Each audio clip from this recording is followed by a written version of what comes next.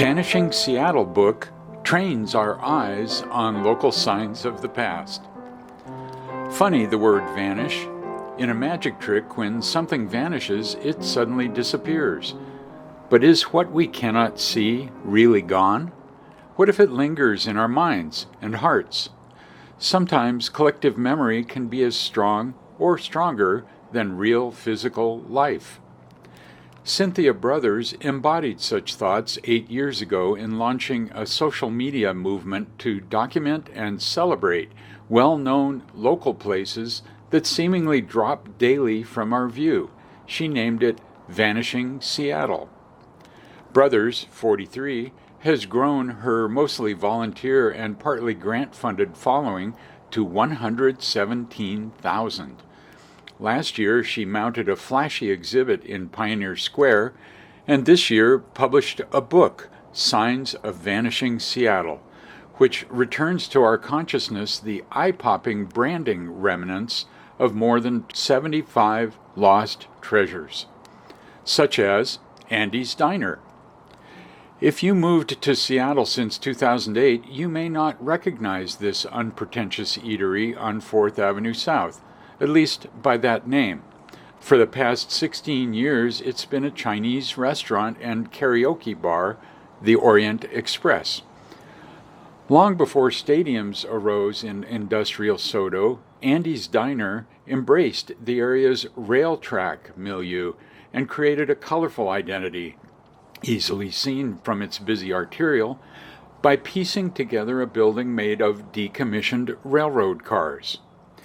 In 1949, Andy Nagy started with one car at 2711 4th Avenue South. Joined by nephew Andy Yurkanin in 1955, he moved it 2 blocks south in 1956 and eventually expanded to 7 cars. The pair built it into a steakhouse and banquet facility, the most visible element of what became a local food service empire, revered by a broad swath of return customers, including hungry news writers. It wasn't that railcar eateries were unusual. Such diners have deep roots in the East. It was more the flair of a fun image. We are after a tradition, an atmosphere, Nagy told Seattle Post-Intelligencer columnist Emmett Watson in 1959. A Seattle Times headline in 1973 added a playful pun, choo-choo, choo-choo. Hence, Brothers' affection for this fanciful Andy's Diner sign, which collector John Bennett loaned for last year's exhibit and is included in the Signs book.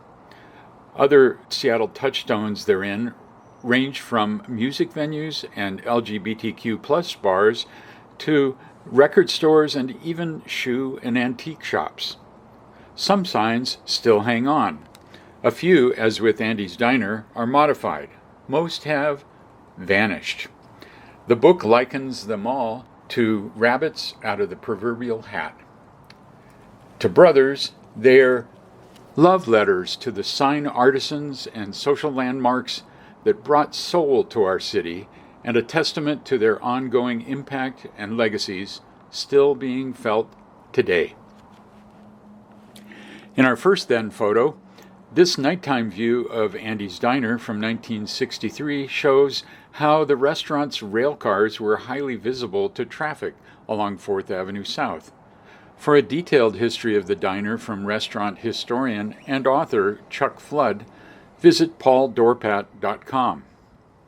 In our second then photo, on April 6, 1954, namesake Andy Nagy poses on the stairs of his Andy's Diner at 2711 4th Avenue South.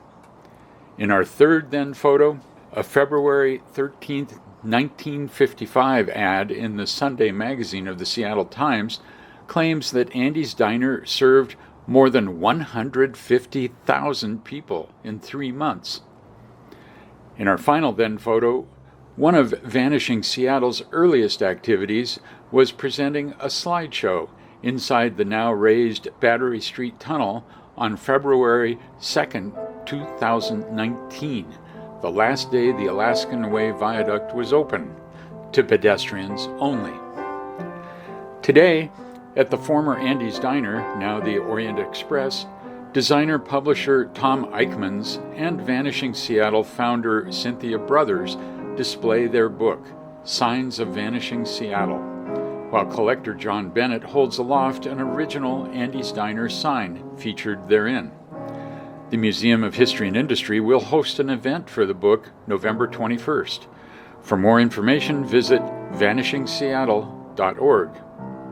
Also today, the cover of Signs of Vanishing Seattle, Places Loved and Lost, published by Tome Press.